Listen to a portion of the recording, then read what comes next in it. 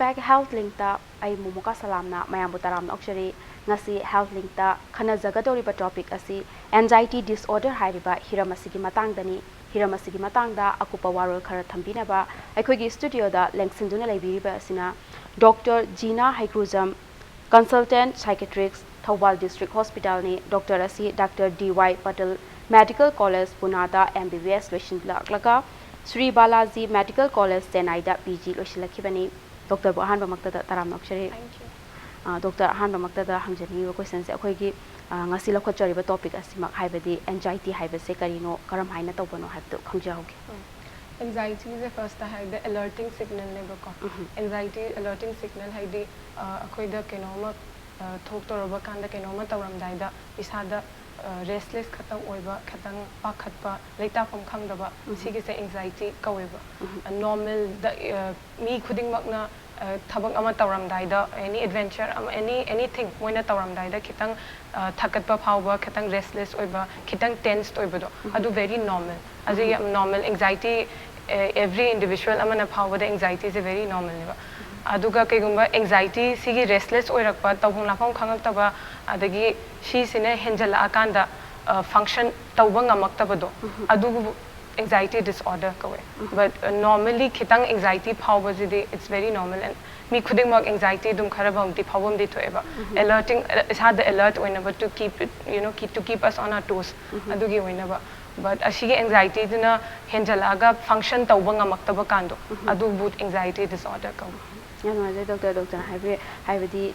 wakhal leita daba ina ta daba akoida charang na pokpa sisudi normal ne haire sidagi mo henjala kanda anxiety disorders ore ka doine haibire ado magi makhal leibra do makhal se kya thona khaidok pa ke karmaina tawbage adu su khangje hoki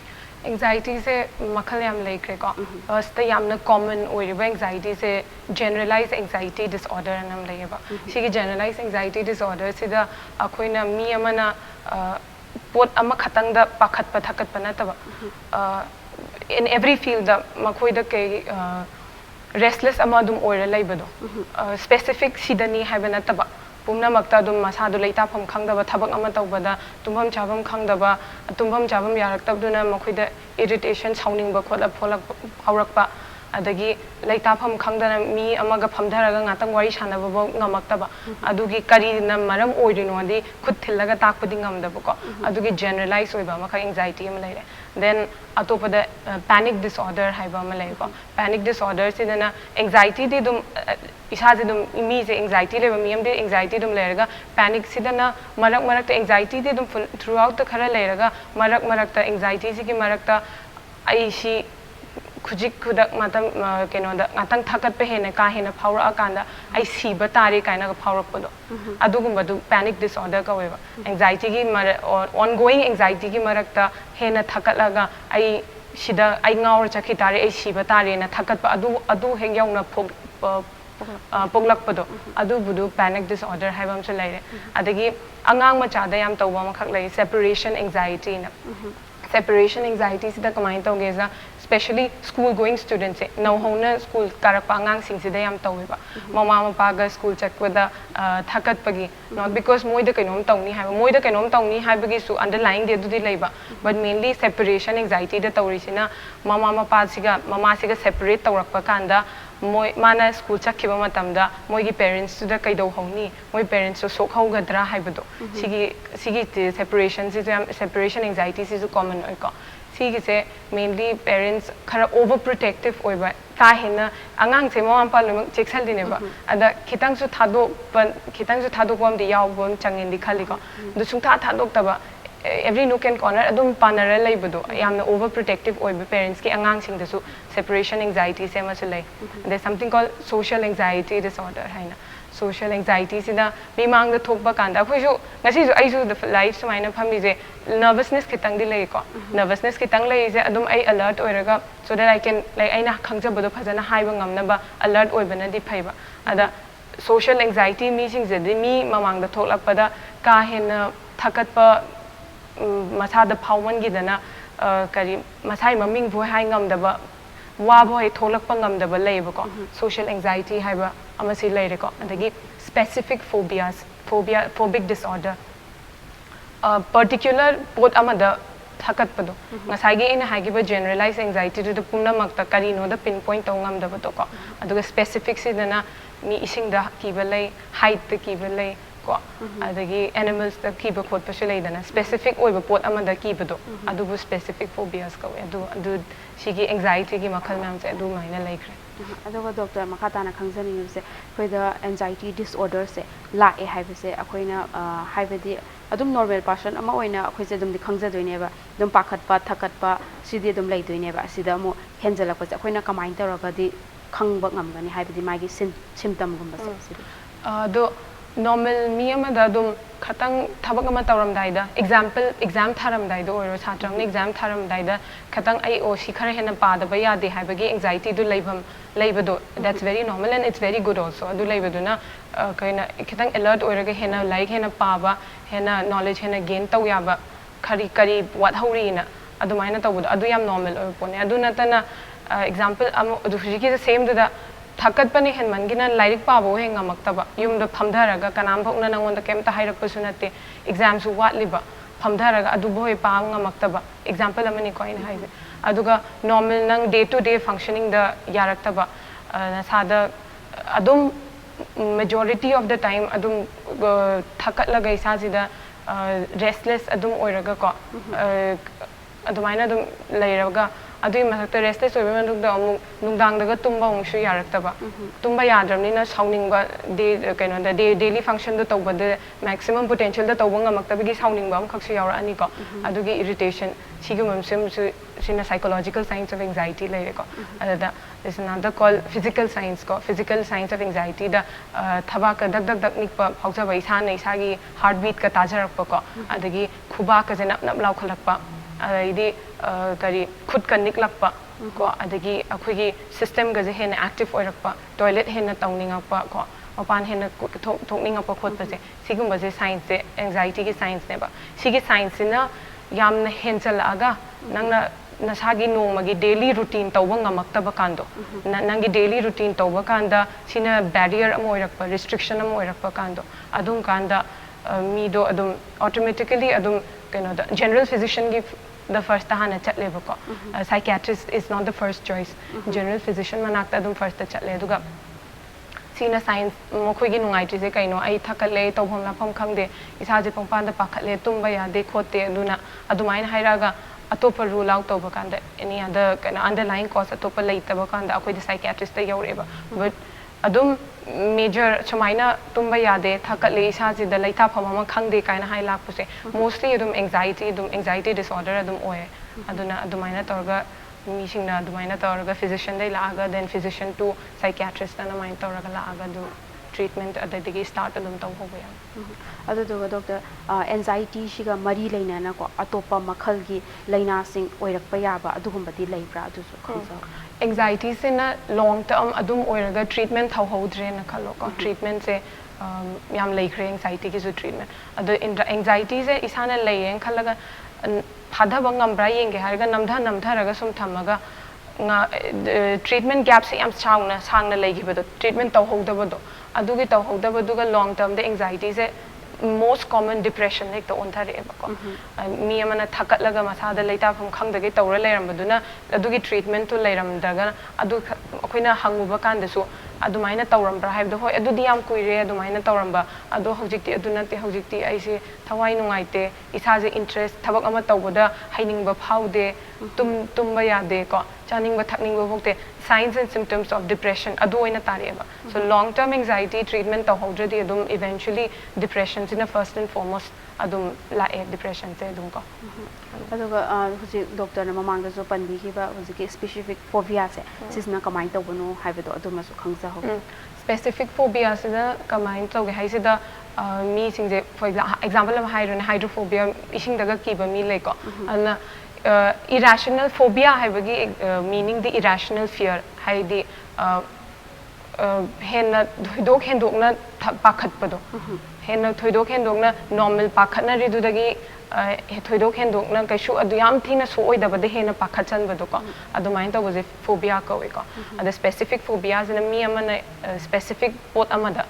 pot ama khaktang da yam thina ki ba ma leibado masa sida mi ga example oina hoje hai do hydrophobia ising da ki ba mi shalai ko andagi claustrophobia na thong loimak lonchan ba ka manu aduga khatang phulap taw ka ma da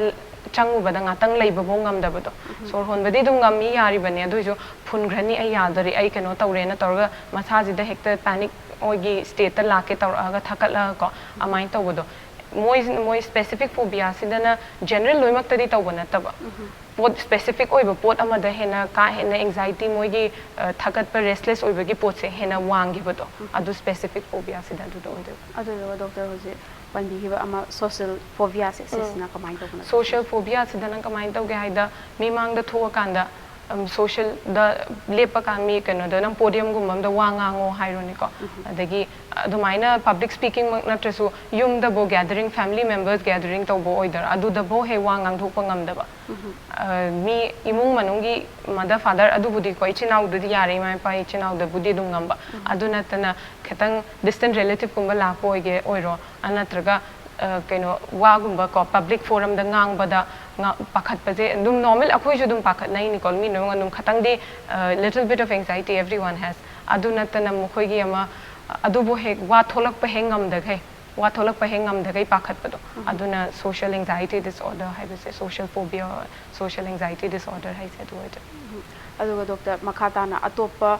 hojiki anxiety shiga mari leina ba disorder sing di lady brand ta kamai kamai tawge atumasu khangja hogi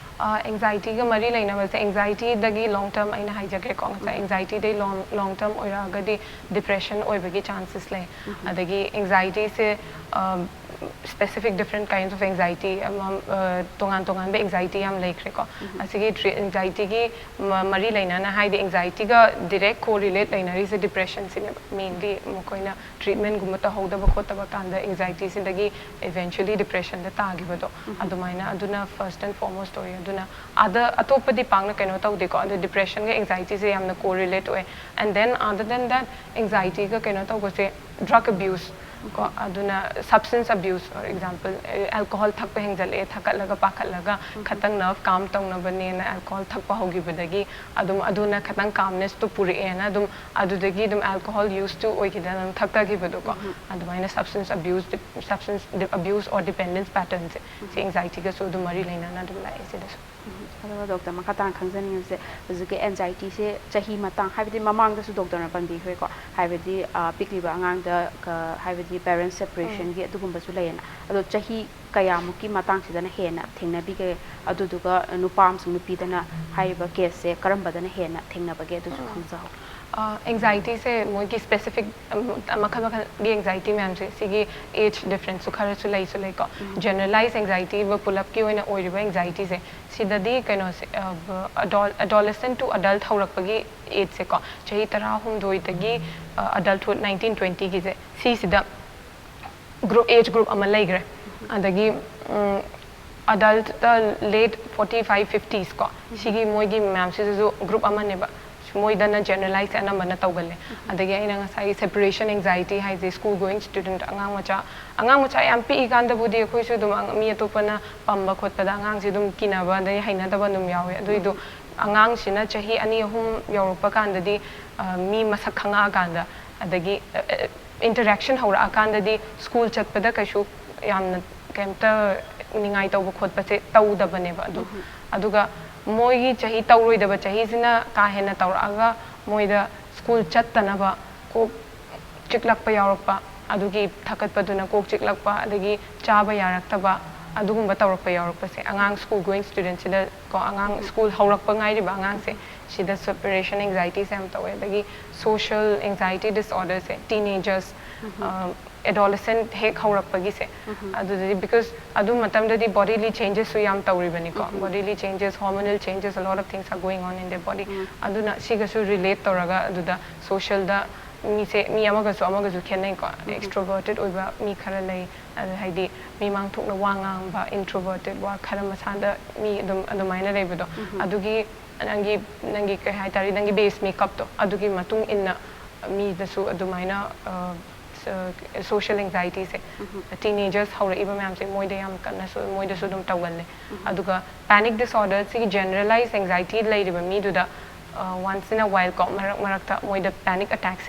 1 or 2 times amaina dum yawe the first age group adi teenage hauraga adult ki age ke sigi marak se aduga late 45 to 50s ki adult se sigi marak side su yam tawgal magi age aduga doctor nupaga nupiga dana hena thengnaba case anxiety se nupiga nupaga compare tawba kanda nupi dana hele anxiety se aduga the same goes for depression also. Depression haidi eventually nanga sa have the anxiety in long term loiraga oiraga treatment toraktri depression adum tari en haidana aduna depression ga anxiety se adum nupi daga nupaga nupiga compare tora yengba kanda nupi na adum hele anxiety se aduga anxiety related substance abuse torakpado adudana amug yengakpa kanda na nupana oina hoiba ko nupadana alcohol gumba abuse tobo oirakpa adagi nicotine and cigarette aga yam tina depend torakpado thakatpa anxiety or anxiety mo attack la kanda ado general overall yenga kanda di anxiety se nupi ne hele nupa dagi yam nungai jere doctor doctor dagi makhata na hojik treatment gi matang da su lakjage do matang size the brain khatang lojaki ge matang size the break am lojage break tagi yam na thuna hanjarake impact howling meeting ta duna lebiu Mayam bo muka hana taram na okshari ngasi howling ta khana jarami ba topic asi anxiety disorder hairiba hiramasigi matang dani hiramasigi matang da akhoi studio de lengsin biduna akupa warol thambiri ba sina Dr. Jina Heigrujam ni Dr. Makata na khanjani ngi se Dr. na hana so haibi gre akhoi gi nena ta ta ba wakhal charang ba sisibudi normal person amada adum thokpa ne haire adudagi henjalakpa adubuna anxiety disorder se oi haire aduga huziki disorder sigi treatment se laktringa da haibidi anxiety se oirakpa yabagi causes se sise kari kari na ohelakpa yabagi atusu khangsa anxiety ki causes se first genetic se sudum leire ko genetic haidi imung manung da khoigi parents oigera the grandparents kumba aduga relative ko adum first degree relative kumba da moi da su khatang sumaina treatment makti tawdi ta howda ba ko haidi treatment doctor da chatlaga anxiety makne na haibagi kaino the diagnosis to mak phangdrasu adum asada khatang hena ka hena mina thakatna riba pakatna riba leita na driba sidagi hena henba ko imung manungi mi da sudum yawba da ko adugi su aduna adu cause ama leire adagi kaino se akhoi environment ko akoina grow up tawriba environment se karam kamaina tawba environment ta angang yokhatlakpa sigumba se yamna important oy like a child is the biopsy of the family na dum so high ko aidi angang amana oirakpa phibam se family gi situation do family gi situation and family gi parents to gi upbringing sida so yam depend away mom pa du na dum angang se khatang ki hallaga kholaga dum ki han ba haidi intentionally ki na ba tawbadi na taba adum protect tawri ne haibada masagi space ama pi dagai adum dum phajal laga tasal laga tham do gi tawbada angang du khitang tawbada dum chairaga ki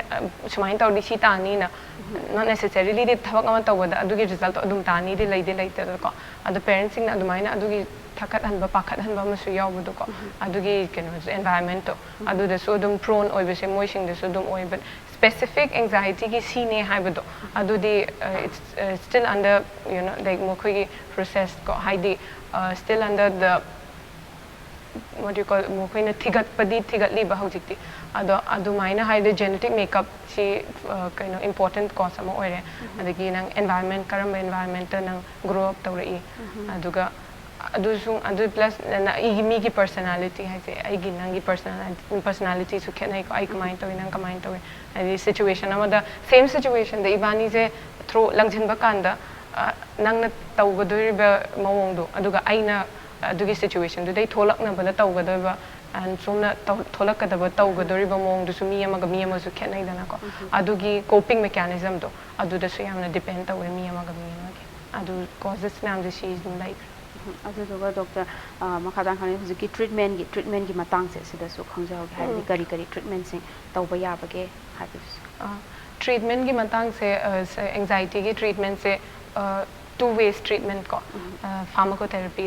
the medicine gi treatment and psychotherapy the behavioral therapy can am like cognitive behavior therapy the exposure therapy can am like the first she ani se medicine ga akhoi gi behavior therapy se she na pull up chatmi na rakanda when it goes together aduna mokhoi gi more ꯑꯩꯈꯣꯏꯅ ꯍꯦꯟꯅ ꯄꯥꯝꯕ outcome ꯗꯣ ꯑꯗꯨꯗ ꯐꯪꯉꯦꯕ anxiety ꯒꯤꯗꯤ ꯑꯗ medicine ꯗ treatment ꯗ ꯇꯧꯕ ꯀꯥꯟꯗ ꯑꯩꯈꯣꯏꯅ anti depressant ꯀꯨꯝꯕ ꯁꯤ ꯑꯗꯨꯝ ꯄꯤꯕꯀꯣ ꯑꯗꯨ ꯀꯩꯅꯣ selective serotonin reuptake inhibitor SSRI se sina adum preferred choice ne ko adum treatment kida first line of treatment duga akoina SSRI se pira matung da medicine je hauraga akoina at the same time psychologist amaga adum collaborate taunaraga patient sigi ma se hidak ti si thaba haure hidak se thare and at the same time hidak siga kaino da hidak sigi effect se hena kaino tauba magi hidak sigi effect at the same time magi behavior changes khara purakna ba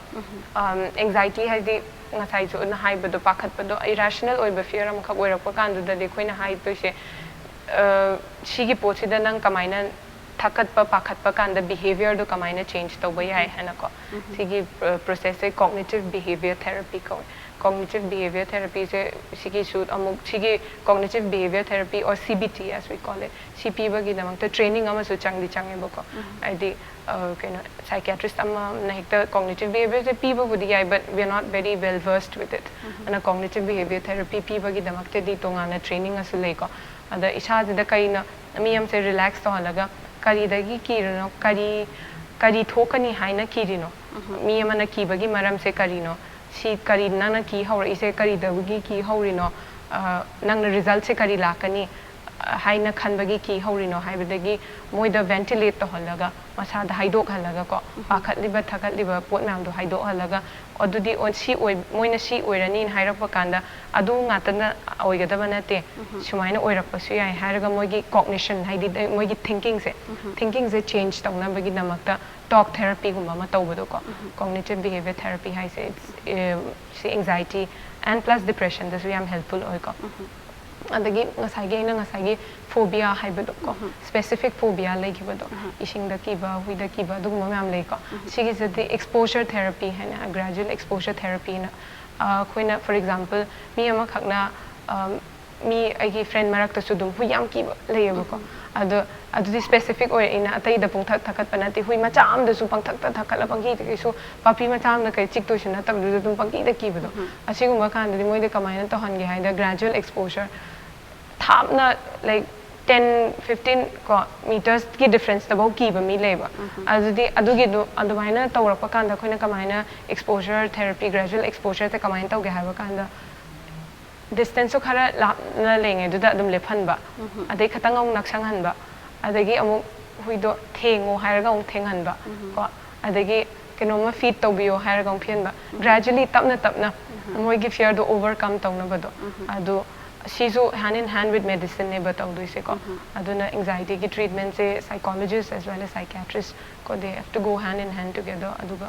adumaina tawraga treatment to dum hawe aduga doctor hojike akhoi anxiety disorder se haibdi tholaktana ba akhata haibdi henjalaktana ba akhoi na di precaution oina kai di check-in thorang oina lokhatba yabage atu khangsa